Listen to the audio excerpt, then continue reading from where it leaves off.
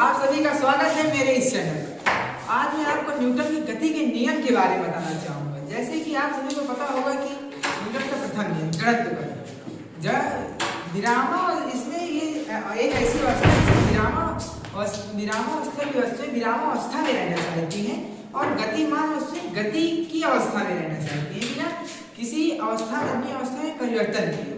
जैसे कि आप लोग ले लीजिए ट्रक, अगर ट्रक चल रहा है तो वो उसी दिशा में और उसी स्पीड से चलना चाहेगा, ना तो वो रुकना चाहेगा और वो अपनी एक ही स्पीड से चलना चाहेगा। अब हम आ जाते हैं इसका पहला समीकरण है v बराबर u प्लस at, जो कि मैं यहाँ पर लिख रहा हूँ।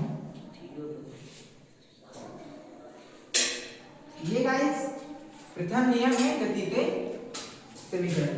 अब आपको गति का दूसरा नियम संवेग का नियम, मान तथा वेग के गुणनफल को संवेग कहते हैं। इसे हम p से प्रदर्शित करते हैं। इसका जो मात्रक होता है वो मीटर सेकंड होता है। जैसे कि आप किसी फुटबॉल के खिलाड़ी को ले लीजिए, वो जब गेंद रोकेगा तो पहले ऊपर हाथ किए रहेगा और नीचे की ओर रुकेगा, क्योंकि इसमें आप सभी को पता होना चाहिए कि अगर वो इस तरह करेगा तो उसमें जो गेंद का वेग होगा वो धीरे धीरे कम होता चला जाएगा। इसी कारण वो पहले गेंद को यहाँ पास से पहले हाथ यहाँ पास लगा लेता है और फिर गेंद को यहाँ तक लेते लेते यहाँ पास एक हाथ बना लेता है। फिर यहाँ पर जब गेंद आएगी तो उसमें का वेग कम होता चला जाएगा और उसमें उसके जो हाथ में चोट पहुँचने वाली होती है बहुत कम हो जाती है, चोट लगने की ताकत बहुत कम हो जाती है। अब मैं आप इसका जो सूत्र होता है तो यस बराबर